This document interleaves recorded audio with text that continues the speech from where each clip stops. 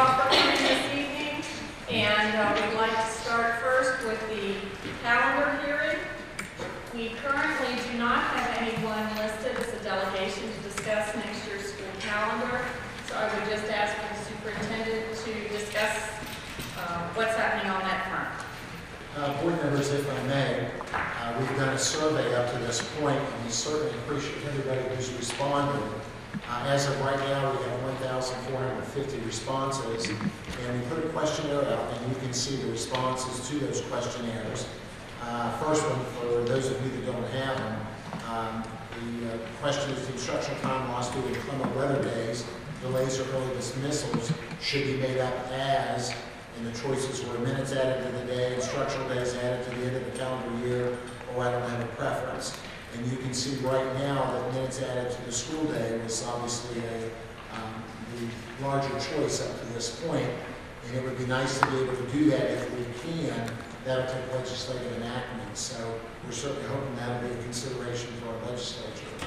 Second question is: when we schedule a time for teacher professional development, do you prefer scheduling a 2-hour delay or a 2-hour early dismissal? And you can see 67% want the 2-hour early dismissal.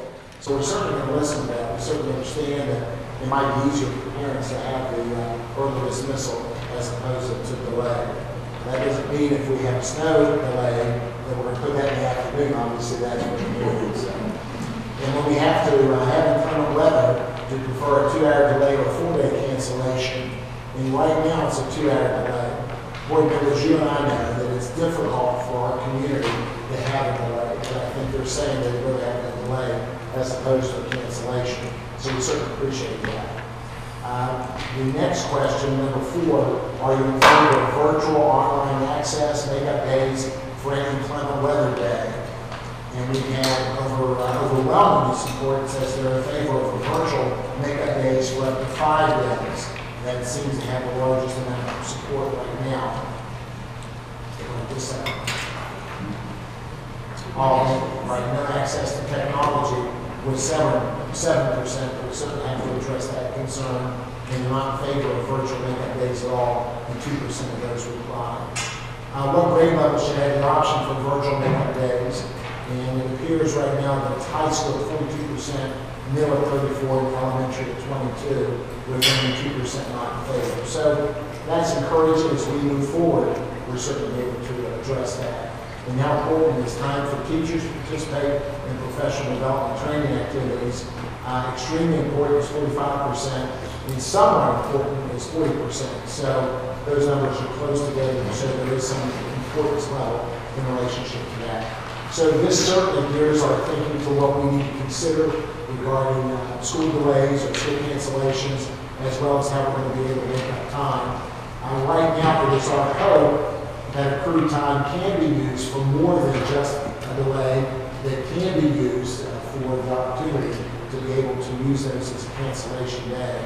Accrued time for us means, for example, a high school has to have 5 hours and 45 minutes of instruction.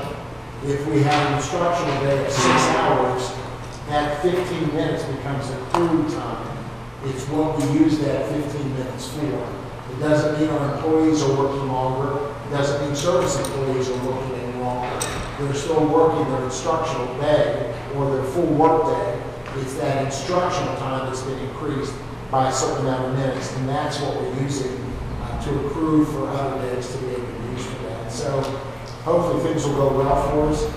We're waiting for response. We have opened up this response also for another 2 weeks.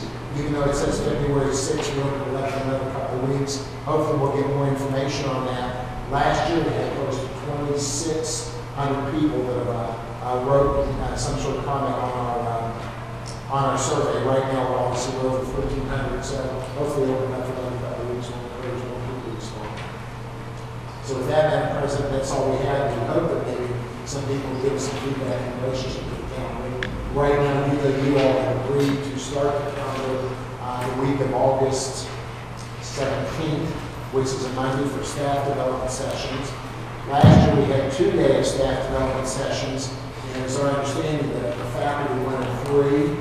So what we're trying to do is build in a 3rd day The staff is looking for August 14th to be the first day for our instructional staff to start, but have that as a staff development day. So that they can accrue that time outside the window by doing staff development. That would be a day available to our staff when they do have to report to the school because they've already done that. And so our thought is starting teachers August 17th, August 18th, and the first day for kids would be the middle of the week, which would be August 19th. Now that's what we're suggesting to the calendar committee as they come forward in relationship to building the calendar for the board to be able to see and for our employees to be able to. If we start on August 19th, will we finish the first semester before Christmas break? That's our hope, yes ma'am. That's exactly, we built that in this year, and we believe we'll have enough instructional days. I'm looking at Sandy. I believe we have enough instructional days that we can do something before Christmas. Because two of my kids are in that class, their finals were not until mid-January. Right, and we have to have a minimum of 85 instructional days, I believe, is what the state requires in order to be able to build it in the first semester before the break. I just wanted to say I thought it was really good having this semester end with the Christmas break. I thought it was good. To me, that's where it always should be because you're over anyway.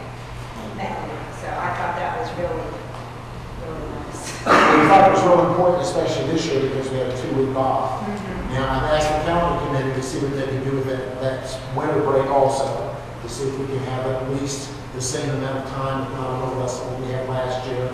We're asking for another break of a week at Thanksgiving, but bear in mind that we'll have makeup days embedded in those, so that if we have snow or inclement weather in October or early November, we can start going to those days first for makeup days. So those will be available. We've also asked for limited spring break also, which is what we have now, 2 days before and 2 days after the holidays in relationship to that. So if what I'm looking at, and the county committees agree, we can still get out that last week of May, which I think a lot of people were hoping to do as well, so that way they can have a good summer.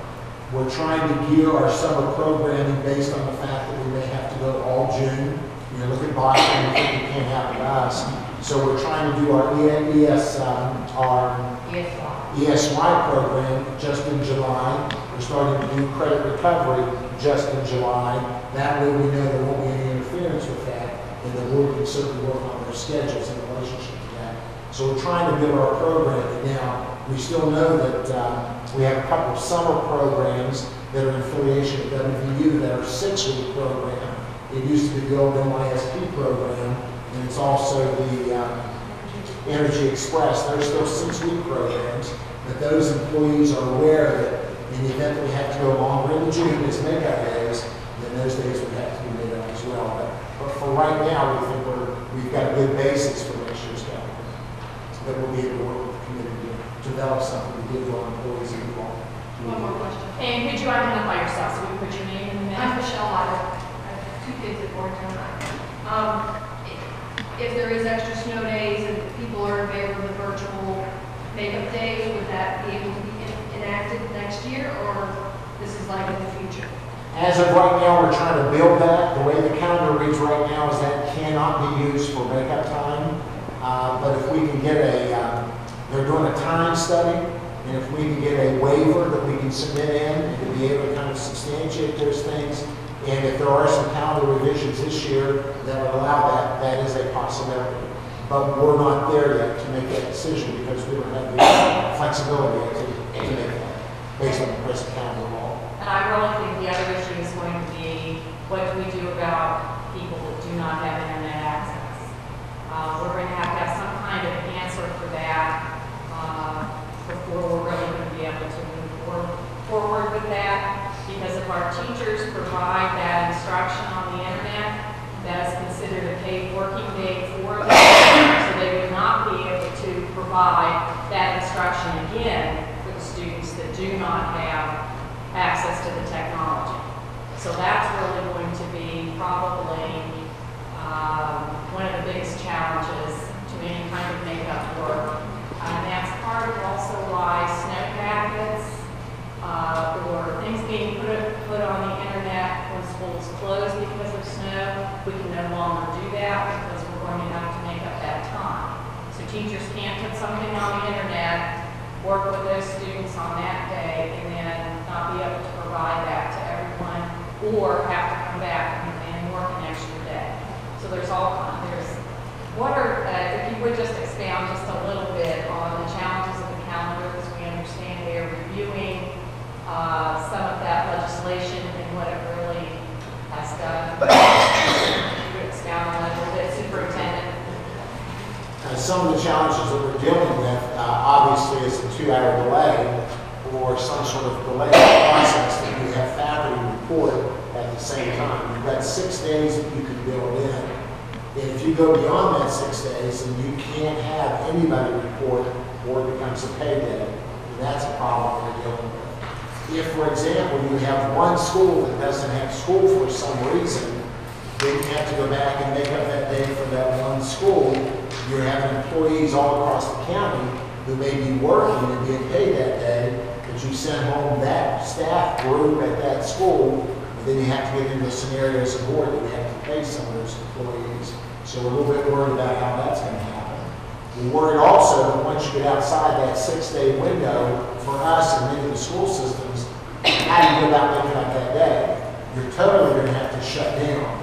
If you have custodians or if you have support personnel that are around that same 200-day calendar that our employees operate under, well, who's going to clean the sidewalks? Who's going to clean all those things? Because technically, you can't have those people going in and working that day once you're beyond that 6-day window, which then becomes you're paying them to stay home or not being paid that day, plus they've got to come out and you've got to get that stuff done. And our maintenance force can do it, but may not be able to do it all. So we're trying to work on some of those parameters. We're trying to work with the legislature that just says, let us do our own calendar, let us work under the constraints, and we'll be able to kind of address some of these things, we think, on an individual basis. Some of you may have read in the paper that Kanawha County is either going to have school or no school. There isn't a delay option for them.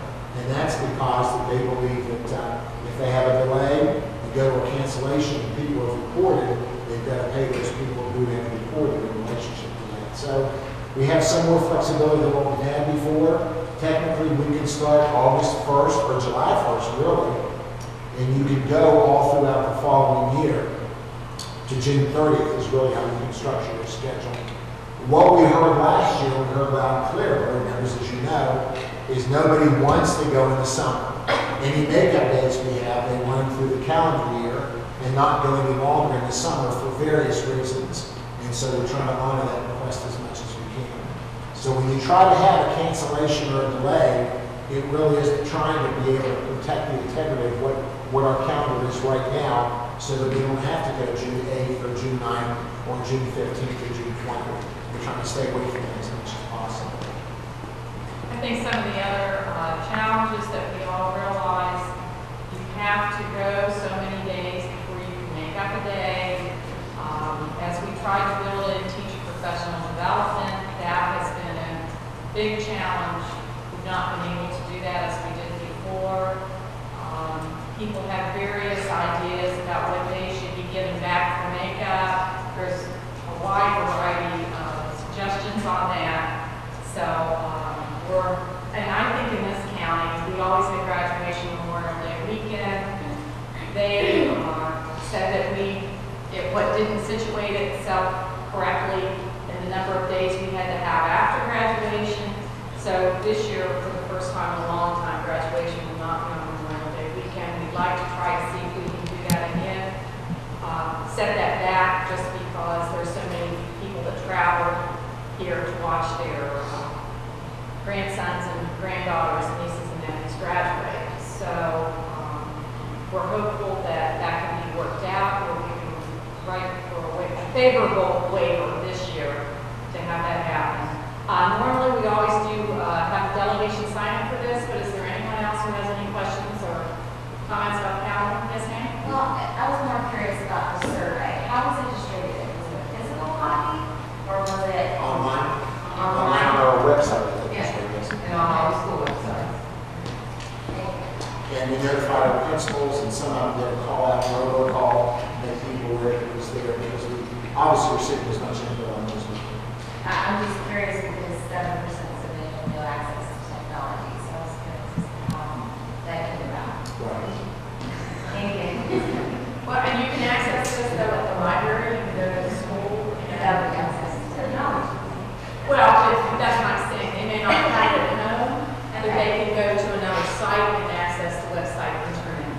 they've been their workplaces. Thank you. Dr. Kushi gets some students. Students out of college. So, with that, the question? Yes. Yeah, Lisa came for I have students at UHS. Just one question. So that's why you mentioned that you had so many days before you could, like, you can't just go take the next day away if you're off leave work. Okay, so you're concerned No, about you that. can, you can, You can't? you can, but they're not built in that way in such a way, so. Okay, because my biggest concern, and it was addressed last year, was just, I have students that have AP classes, and just getting as much of those days before May. So, you know, if we had days and then we couldn't make every day, or we did make every day, and I wondered why. The only day that we could have made up and didn't, and technically we couldn't have, was I think January 12th.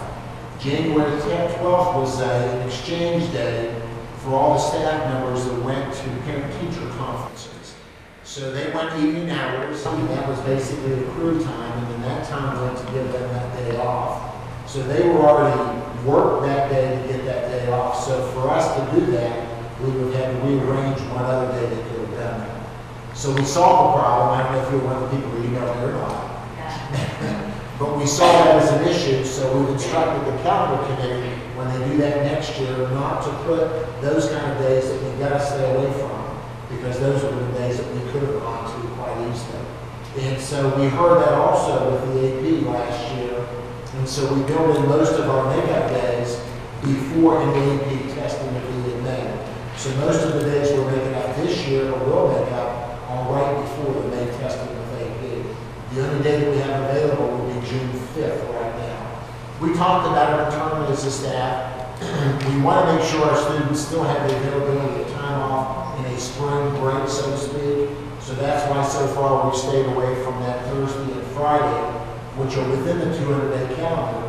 I could go that Friday, I could go that Monday, but I was hoping we'd have 4 more days of snow, but I have to make that choice. So you're right. We certainly want to make sure that we address that AP testing. And our AP teachers spoke to that last year. Yeah. Thank you. And that's a good question. There was a lot of confusion on January 12th. There really was. And there also was a time constraint with that. We took another snow day so close to that, that people had already made plans for that day, families and staff. And it was almost too close to take it back. And that timing is just going to happen sometimes. It was a week before, and so we thought it was too early. And your name? My name is Christina Clark. I'm just curious, why was it changed that University had no regulars on Friday? That came from a request from University High School. Their local school improvement council came to the board. We've had very heated discussion, if you will. Some felt strongly that would prefer to have it the way that we've done it in the past, having worked on time University time on Saturday and play hotel on Friday. Their school had asked for that change, and so the board supported it. I would say that it's difficult for others from family that need to come, it's hard for them to come. I would suggest that you share that with your local school improvement council and your principal at University High School, because that was some of the discussion. I was just curious. That is where that came from. Just on the sound, shell shock, maybe I missed something there, but we had a pretty open discussion on the school calendar, with something to that degree involving so many of the families. I don't ever remember any open discussion on We that. had It was huge. actually 2 meetings. It was a regular meeting at 13 South Street, and we had a couple nights people came, and this may sound difficult, but if it's not the year your child's graduating, a lot of times you didn't realize that discussion was ensuing. So, I have to know that the most excellent job of writing that. it's very well detailed. Not necessarily Connor, but we have other employees now. And we did not all, and the board did not all agree on what we felt should happen, but that is what has happened, and that at the time was the desire of the school improvement council and the staff, faculty and staff at University High School. So, Two of the University High and Clayton Health graduating at the same time. yes. That was a lot of Graduate on the same also splits up participation by board members and superintendents at the graduations. It'll be free extension this year. We can visit that again for the next. You would probably need to contact your school because I think actually those dates have already been set. Yeah, graduation dates are already set this year. I'm sorry, I meant for the next year. Yes, if you have another viewpoint, you may want to let people know. Thank you. It emanated out of the LSIC, which is Upper School Improvement. Yes. And I think that's where you would start. You're on the LSIC? Yeah. Okay. Sounds like. Feel free to bring it Oh, up. right. Yeah. All three high schools were at the meeting today, said the same, we had a discussion About a variety of things, even room setup and just a lot of it. So it was very interesting. Democracy at its finest. So anyway, that is why part of that is that way. So do we have this is kind of unusual. Normally we always make everyone sign up on the delegation sheet, but since no one had, we really wanted the opportunity to discuss the calendar and any questions anyone would have. Is there anyone else that wants to participate in the calendar hearing? Hearing none, we're going to go to the reports, discussion, and follow-up action. Centrist Elementary update. Madam Walker, we have Ted Schreiber and Ken Hossover, and I think they'll probably have the hall. Don, will you see if they're in the hall, please?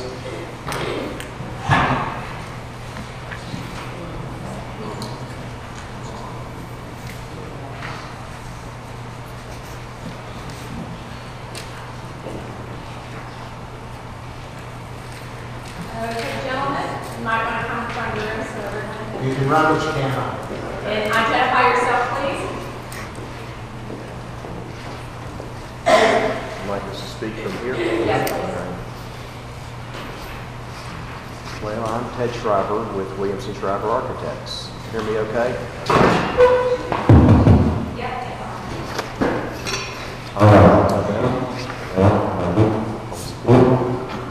Back? Up? Here? No? How's this work? Just talk about it. What do you, I was gonna say, what do you? Yeah, there we go. Well.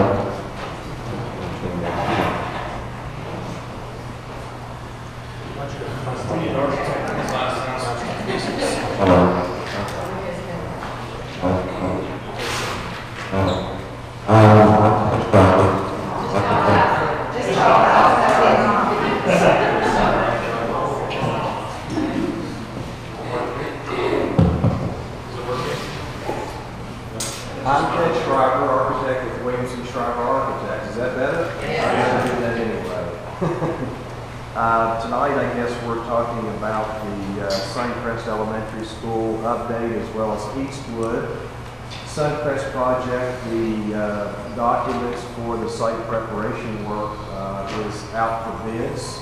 So it's in the hands of contractors right now, reviewing the scope of work. We actually have a meeting this Friday, Friday morning at the board office to meet with the prospective contractors to give them the further description of the scope of the work, answer any questions that they may have, and then go to the site to do a tour of the property. But primarily the site work is removing the slabs that were on the property. They're on the property where the trailers once sat. Doing some relocation of utilities, doing some earthwork, and then doing some development of the property to develop the building seat where the building will actually set, as well as some asphalt paving work. Those bids are scheduled to be received on March the 4th. And hopeful that we can accept a bid on the March 10th board meeting. And then the contractors, once awarded, while they're working on the site work, we will continue to design the rest of the building and be ready to put those bid packages out to bid prior to the completion of the site work. So when the site work is complete, completed, then the building can start. So everything is working in very good progression. That's pretty much where we are on Suncrest. If anybody has any questions, I'd be glad to answer them. Before you do that, we have an announcement. Board members, if you allow Mrs. Hines to give you the announcement concerning our mascot as well as our colors. It's on this lunch. Good evening. As you know, we are going to remain the Suncrest primary name will remain Suncrest Elementary. The LSIC had a wonderful process, and we determined, the students voted, along with a lot of family input and things like that, and our students voted that the Suncrest mascot will be the Suncrest Star. So we will be the Suncrest Stars. So can you envision that? Stars. It's going to be wonderful. Colors will Katy be... Perry's performance of that. Okay, I'm just asking. The colors will be a sort of a midnight electric blue and silver. So it's going to be very nice, and students are very excited about it. We've already started planning positive behavior super plans around the stars and rewards and all kinds of wonderful things. So the students were very excited. The choices were the Suncrest Cardinals, to remain the Suncrest Eagles, were the Suncrest Stars, and overwhelmingly they were the Suncrest Stars.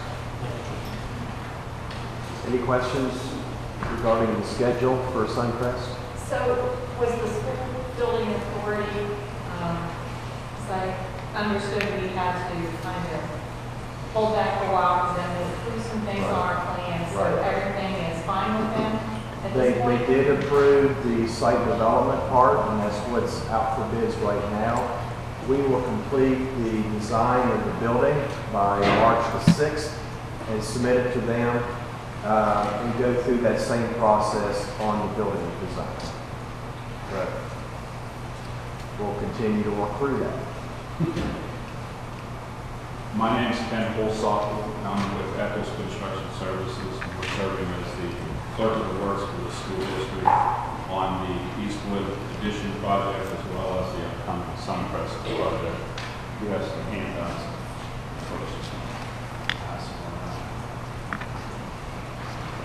The project at the Eastwood Elementary is going on actually fairly well, even in spite of the weather.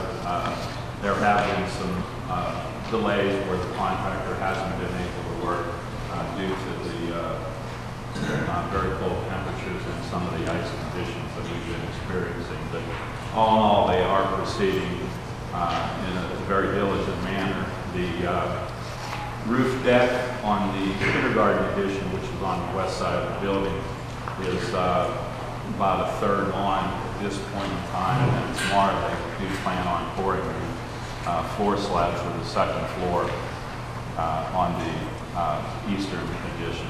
So they are proceeding fairly well all in all.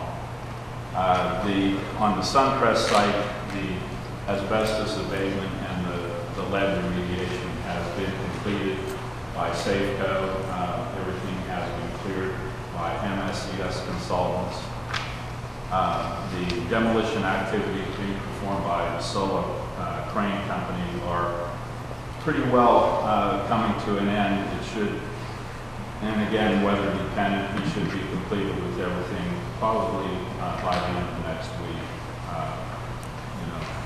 Providing the weather cooperates with it. What would be completed by the end of next week? The demolition of the existing buildings that were on site. Suncrest Elementary. Yeah, the Suncrest Elementary site. I'm sorry, I missed that. Any questions, anybody? Questions, anyone? Thank you very much for your We have, just one other update. It's not on the agenda. It's Morgantown High School, the press box.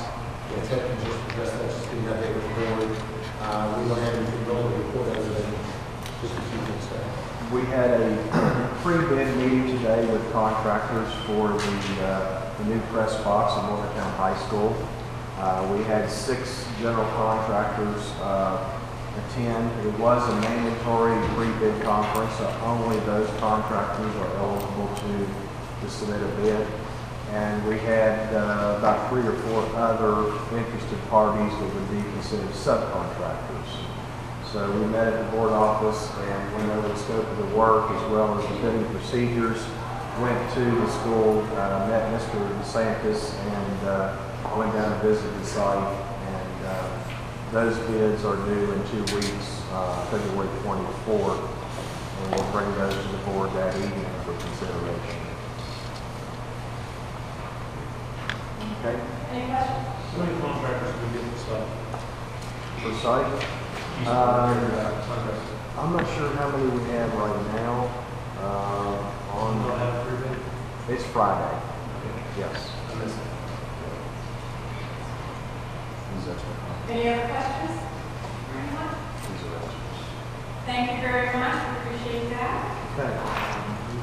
Now we're on to letter C, how do you enter into an agreement with the guidance program?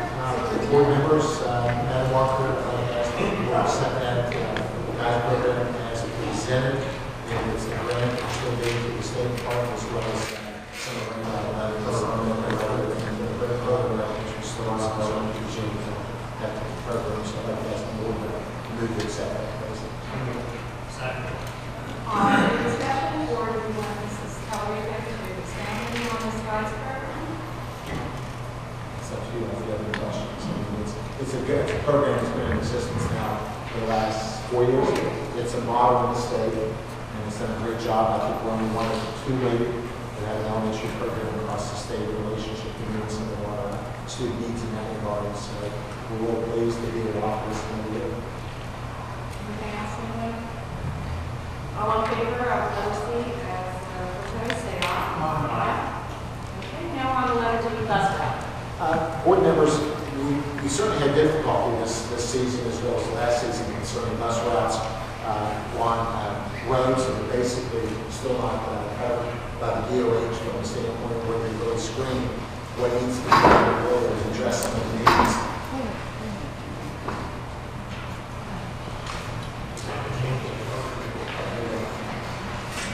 And so board members, what basically happens is we have to make choices on a lot of our roads each and every season that we have with weather, on whether or not we're passable, and whether or not we have the opportunity to run those buses and risk the health and safety of some of our students. And so what I've asked Mr. Meadows to do is talk to you about some of those more difficult roads that we have.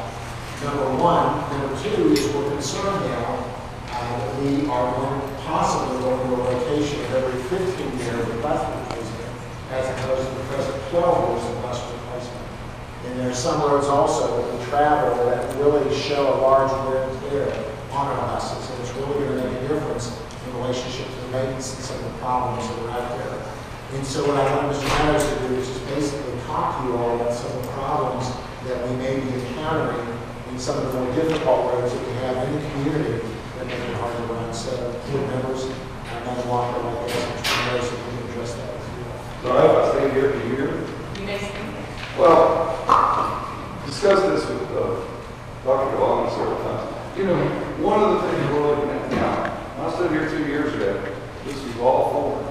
I spent a lot of time out in the community learning what we're doing, where we're running, and currently we run 103 buses every day, all 9,500 students. One of the things I'm looking for now after my first 2 years is to become a little more efficient. One of the things we're going to do next year is, you all heard me talk about this, try to bring students in day and evening on the same buses. Grade level, they run the same, they'll ride the same bus in, but they ride home every day. Dr. Devon on that end has given me the permission to do 10 pilot runs in Morgantown next year, see how that works. So we're looking forward to that. The roads. Right now, we run several roads that are not maintained. Okay? And really, when my staff and I got to look at it wasn't as many as we thought it was. But the ones that we're running, and I'm going to ask for your guidance on this evening, are runs that are causing major safety concerns for us. Let me name the roads. Martin Hall, when I say Martin Hall is kind of going to take care of itself because it's kind of going to be a dead issue when they get the interchange in. It'll have to be one end or the other when we get to the road because I'm correct. Mike, I think you can help me with this. Especially when we have higher. Right. it's a dead issue. Lozelle School Road, out off Route 100, Hidden Valley, Melbrand Road, Peddler Run, Glasscock Road, Schumann Hollow, Hoggins Run Road, Farland Road, and Facemark. I sat down with my mechanics before I even put anything together for this, and we got to talk. Where do we experience our most maintenance problems? And hands down, when we got to talk, they all said, these buses and these back roads. And some of the things that we experience, worn shocks, insulated pads on the engine mounts, body cross members snapping or cracking, mirror brackets, springs, floor plates damaged, rear end housings cracking, undercarriage deterioration, and even cracked body parts. We don't get those on state paved roads. Where we're getting is on the back roads. And it doesn't matter. Today, we had a bus, it's a 2013 bus in there with crossbody, cracked crossbody that's running some of these roads. And I'm like Dr. Devon, you know, we're facing some funding issues. And if the legislature passes this law where they're only going to replace our buses every 15 years as opposed to 12, that's going to make our funding every year, our bus replacement is going to suck. And again, 85% funding we're probably going to be down to because we haven't converted over to propane. These roads, and the roads I mentioned, went back just this January. We've had our record out on 7 of those 10 roads. Pull buses out. And it's not necessarily a bad way. A lot of times, it's a good way. Potholes, it's very rough. But, you know, I'm asking the board to at least consider, you know, this year, allow me to pull off these roads and possibly, you know, all or some at your discretion. And I gave you a handout. Time is the least of my issue. Safety is what I'm really concerned about. I put the handout in your folder, just the ones up the Higgins area. It is a time savings. But the number one thing, it is, more than anything, safety and a maintenance issue for the bus driver. So Jeff, tell me more what would happen if we would pull off that road. We still have kids there. Yes. How would we be able to get those kids? Well, right now, I spoke to one board members before, asking a question for me. Right now, we've probably been out of those halls more than we've been in since the 1st of January. Most parents bring the kids out to the end of the halls, and we pick them up right there. And I haven't, you know, and this affects University out of Westwood, and I don't think there's been absence issues. The parents seem to get them out there. Now, as a parent, I'm sure they would much rather us go up the halls. But, you know, it comes down to, again, it's wear and tear on, and it's becoming a real safety issue. I'd be more than willing to take anyone out there and show you where we try to turn a 77-passenger bus into all these places. It's marginal at best. So, Dr. Lyon, can say that. I don't think that we would have a problem along those lines. Like I said, I'm sure there would be parents who wish we could come up as all. It comes down to safety and maintenance of people on these buses. Sometimes it's not the hall itself, it's just the side roads that come off on. Is that correct? Well, when I say the halls, those halls branch off the Higgins Road and off 19. And the roads I mentioned are all branches off of the Higgins Road, which is a bay state maintained road. You made the state aware of this and they're ignoring us, is that, have we talked to the state about that roads? Yeah, I mean, they do not put patch potholes. Response to that. I think it potholes patch, but they'll gravel, and, you know, but you can take a 35,000-pound bus across those every day, 4 times, sometimes 6 times a day, depending on what buses are up there. Doesn't take long for them to appear again. In the winter, it's just, you know, the state, I don't want to say anything that sound like a fashion statement. But usually when I call and ask them, hey, I need a road treated, put braces on it. These roads, even with the braces, in bad weather, they're scary. We're saving money on road maintenance, it's costing us on bus maintenance. The state pays somewhere to save somewhere else. you might as well spend the money. And I think that we need to, as a community, where this would be, is to call our representatives and say, we need roads maintained, we need to address this problem. If no one's working, I guess they don't know there's a problem. And if they don't know there's a problem, they're not paying attention. Right.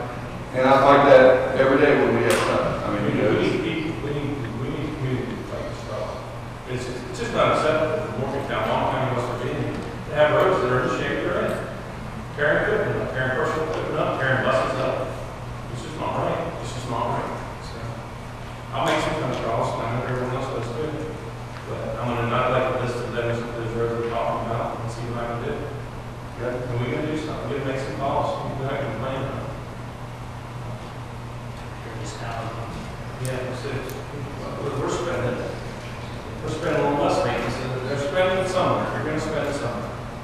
So, all right. We'll make some calls. I do also think that as Mike can tell you, when they have a list of priority roads to fix, those roads are so far down the list, unfortunately, because they are not as traveled by as large a number of people as some of the other roads that are also in disrepair.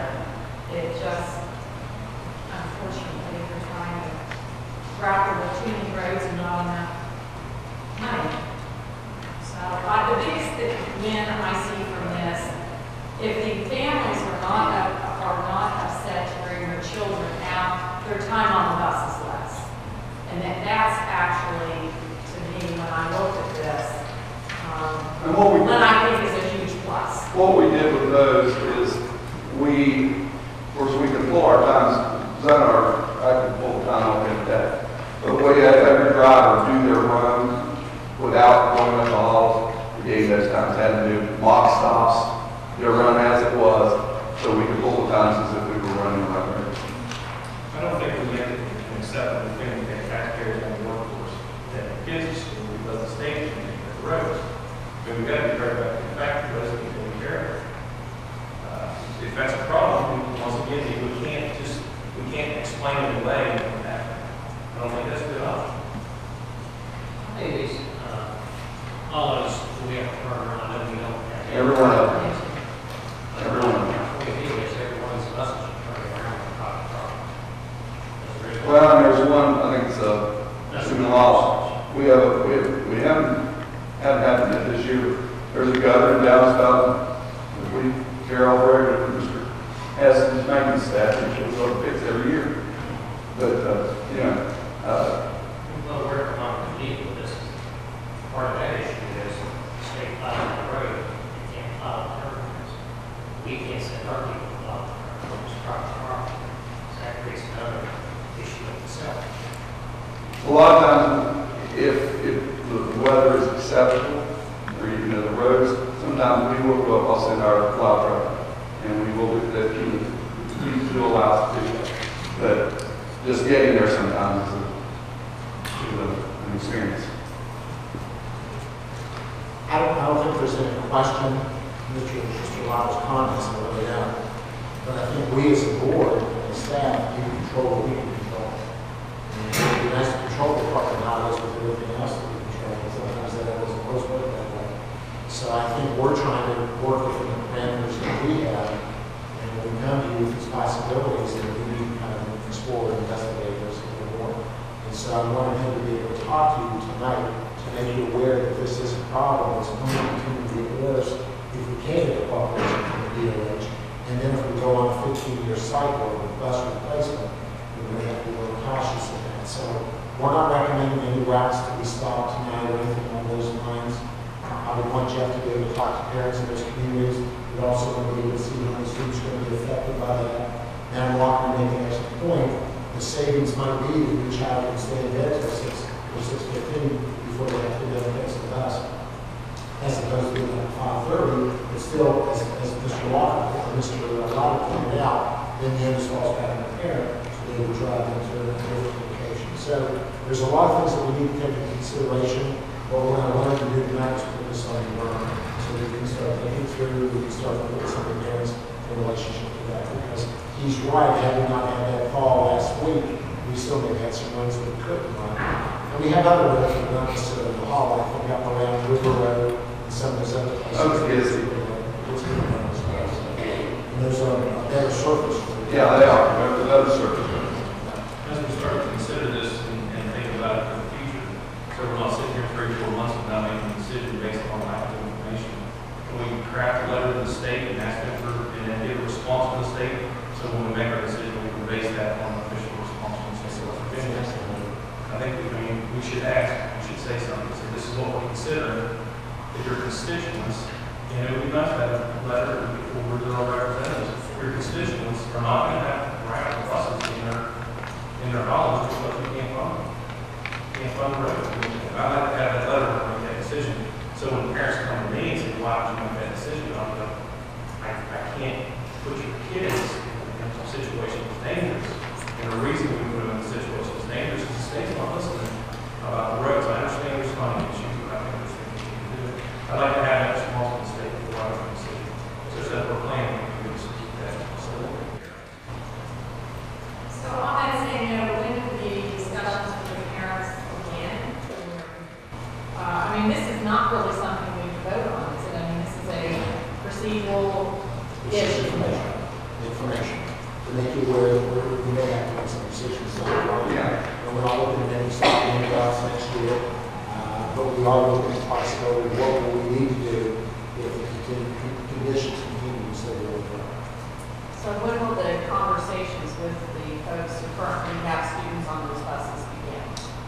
As soon as you give me the update, say, well, you know, do we want to explore?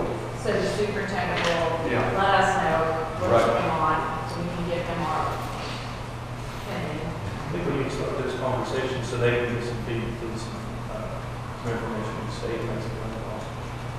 I think we should, as soon as possible, first maybe on this morning. So probably, I mean, if they're already driving around here, they probably have had some conversations with you. Yes. I would let them know so we don't have the same thing with graduation doing something like that. And not something. No problem. Thanks. Any other questions? Thank you, Mr. All right, thank you. Okay, next we have a discussion regarding calendar adjustments, Superintendent. Board members, we have our first snow day, obviously, the day that we're looking to replace that day as a makeup is March 18th. And so I'd like to ask the board to accept March 18th in exchange of community ed for instructional day, please. We have, so moved. All right, any further discussion? All in favor of the, say, March 18th day as a makeup day on the calendar, say aye. Those opposed, motion carries.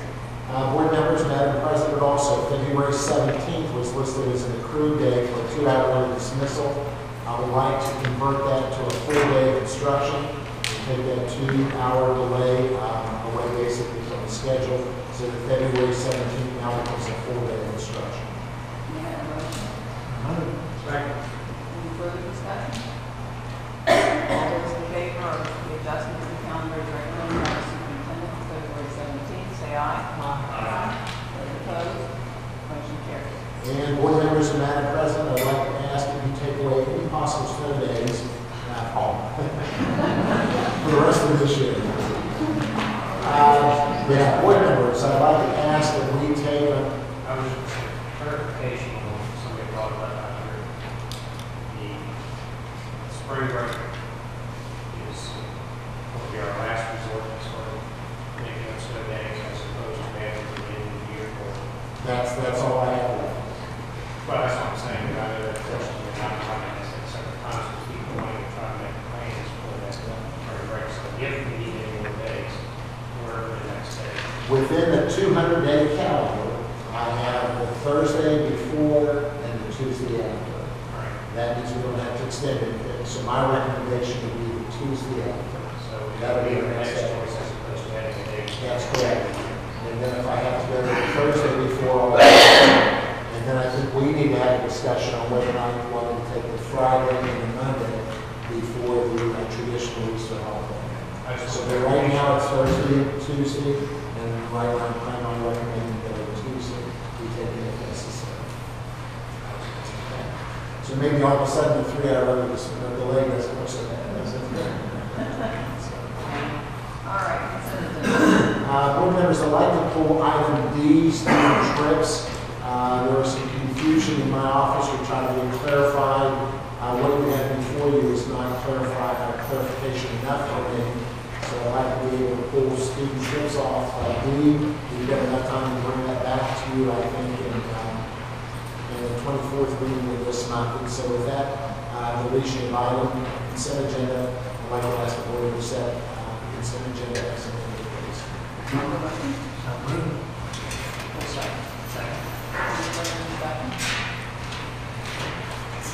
All in favor of the amended consent agenda, removing item D, say aye. Those opposed, motion carries. All right, discussion or other, legislative updates. I assume that's it. I think so. We're certainly watching pieces of legislation that are moving through. Two items that are really occurring that create a lot of interest on, the charter school and the alternative certification. We don't have a good, we do not have a bill that's passed either house up to this point, but we're certainly looking to see as both those bills are moving through. So each one has some strong merits to it. Each one has some concerns. We're trying to voice some of our concerns. For example, with the charter school bill, the positives about from what we're seeing are there will be a public charter. There will be an opportunity that will be within our school system. It's also going to be on a selection process that's random, not necessarily will it be your best and brightest apply, therefore you're automatically eligible, or your worst and maybe more difficult students apply and they're automatically eligible. So we like that part of what we're seeing so far in the bill. We're liking also the possibility that if you open up a charter school at one location in the county, that it appears, based on what we're seeing now, that if parents want to participate, they've got to be able to provide transportation. Instead of going to Mr. Meadows and say, we've got a school here, and all these students across the county can now apply to provide transportation. So those are some things that we're seeing out of the bill and are somewhat positive. Some things that I want us to be a little cautious of is the way that we understand the bill to be right now. If a group of individuals come and say, we would like to start a charter school, and the board says we need certain criteria to be established as part of that charter school, they go back and establish that criteria and come forth, then the Board of Education has to adopt that charter school as long as it meets the standards that have been set forth by the legislation or by the State Department of Education. Our concern is we may not have a building or a location to put that in. And so I believe that ought to be still left up solely to the Board of Education on whether or not they want a charter school. If some of the people think that you have erred in that, then you've got the ballot box of that that says we don't want those board members there. We'll go ahead and put new board members in who are supportive of that particular charter school format. So those are some things I'm a little concerned about. If we truly want local control, then give each and every Board of Education in the state of West Virginia that local control to make those final decisions. The other part from what we understand is the selection will be a couple schools per year. I don't know if that's per county or if it's per state, so we're certainly going to watch it as it moves forward. The alternative certification, it seems to have legs also. That bill is certainly to address, and we certainly appreciate the Marcucci students that are here, because this is probably one of the best times in the state of West Virginia or in the nation that the very jobs are there. We used to say the jobs are there, but they may not be in your backyard. Well, it certainly appears that the jobs are there, they may be in your backyard. So if you want to stay in a certain community or a certain location, that you've got opportunities now that maybe you never have seen before. But a part of the alternative certification that we've been asking for is there are some critical need areas that we can't have staff, and that our retirees may take a long-term position only to have to stop after 140 days of instruction. And so we've asked for that cap to be lifted on critical needs where we have to, that along with you know so well, provide a waiver in, allow the waiver to be approved so that we can still maintain integrity under the understanding that we continue to post that job, so if we do find somebody who's certified, that person will be able to move in there. Now, we're hearing a lot of things that's coming out of this bill. I haven't seen it, about specific programs that may be saying this is what you have to have for alternative certification. Mon County is in a unique position. And I look at Sandy Duvall, our director of programs concerning our foreign language. There have been people that we've had to pass over that are fully certified to teach some foreign language, but because they're not certified in West Virginia, we can't hire them. And so therefore those positions have either gone unattended or we've had to do some other kinds of things in relationship to that. This alternative certification may address that. Obviously, we've also had some people who have been trained in engineering or some of the other higher level math and or sciences, but because they don't possess an education degree, we can't take care of that knowledge. Or we may be teaching in other areas that don't have certification in West Virginia or reciprocity in West Virginia, aren't available to be able to provide or teach some of our positions. So we're trying to look at that as a totality. As usual, any bill has plus or minuses. We're trying to make sure there's a limited number of minuses as it affects our teaching staff and the available new people that are coming out and try to address still some of the needs that are there. Mon County is unique from the standpoint that we believe that we're still able to attract some of the best and brightest that we have. Some counties don't have that luxury because for whatever reason they may not have the possible applications that we still have. Although Dan has a difficult time filling some of our positions.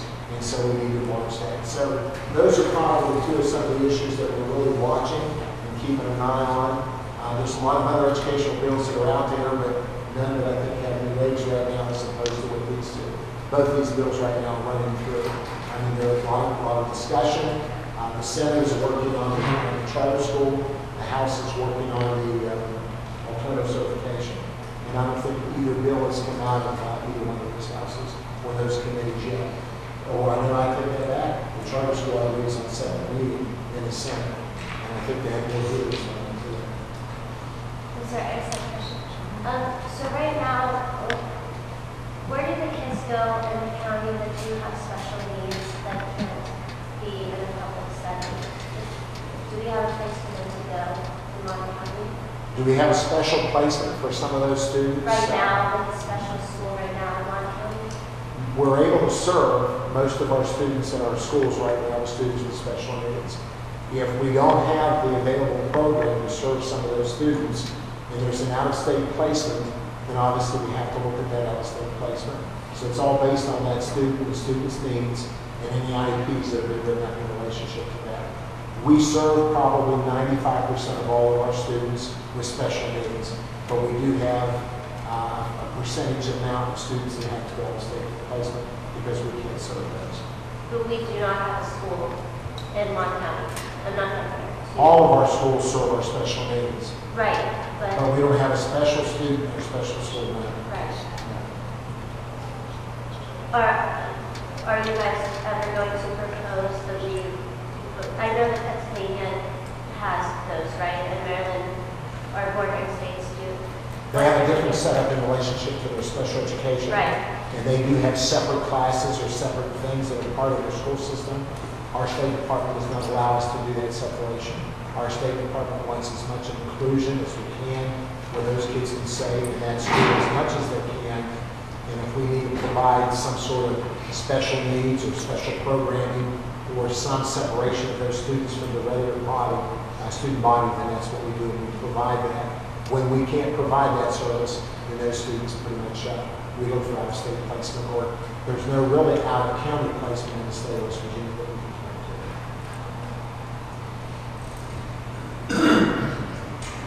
Isn't that what guidance is important? If our schools cannot support those students, they guidance? We have alternative certifications, our alternative locations, guides is one of those, LSC is another, but they're not all based because of special needs.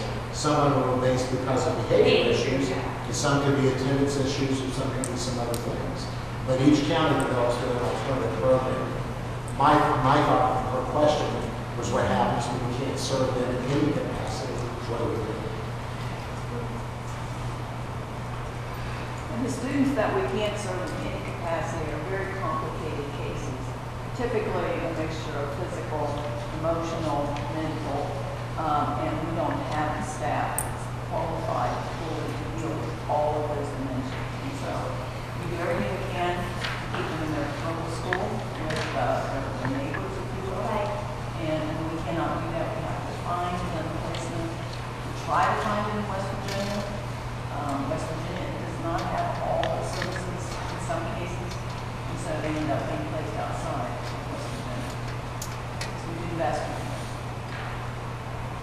Which we have to request, we got the legislators to give us that caveat, as opposed to sending it us. We're asking for two things: a larger funding to be able to kind of address our own special needs within our own school system, if not the state of West Virginia. And if that doesn't happen, then additional funding that supports a student who has to go into state placement. Absolutely. I'm sorry, that's really sad to me, but to make a long story short, my son is in North and he's in kindergarten and he was having a problem with You may not want to announce that in front of everyone. You see what I'm saying? Because it really is a confidential issue. Right. Mrs. Tallarico in the red. Yeah. In the back, my daughter. No, she was wonderful. She most of the time, she was most of the time. But yeah. All the time. But my question was for the little guy who has severe problems that some people think to be more than they can handle. It's hard because you care about that child, and then I'm stuck in a place because people are telling me what is nowhere in Morgantown or Monongalia County to help them, and the child is smart and he's articulate, he's fantastic, he just, he has, these problems in his mind, he's one of my, I mean, it sad to me that we don't have, a special school here that, that they can help them out of state, which has become traumatizing. Every state has their own law, and I think most states would prefer most counties would be able to handle these matters. But it all depends on how the legislature has established responsibilities on those. But in the end, always seek the best for the best education they can, even if we can provide. Yes, you're right. It's a challenge for parents. There's no doubt about it, because when you send a child out of state, it's a residential placement. You're no longer at home. And so you have parents who are disengaged from their children and very difficult. And it's not been that common historically. It wasn't something we dealt with. But today it is becoming more common, but it is still rare in most states. Okay. Any other updates anybody has? Anything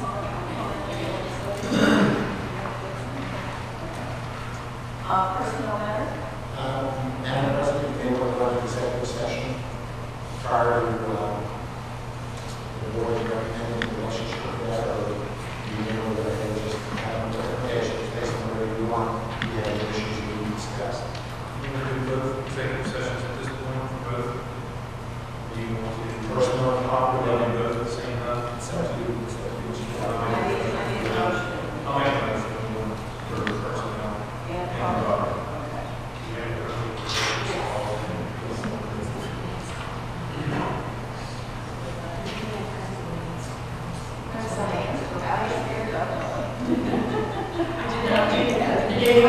Thank you so much for coming us, having us here. We do appreciate it. I know it takes a while to set this up, and it gives us a great opportunity to be out in schools and provided us with more room in this case.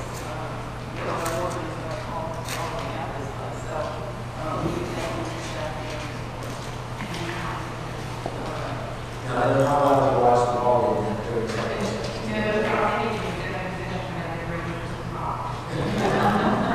Okay, we have a motion to second to go into executive session. All those in favor? We will have a 10-minute break.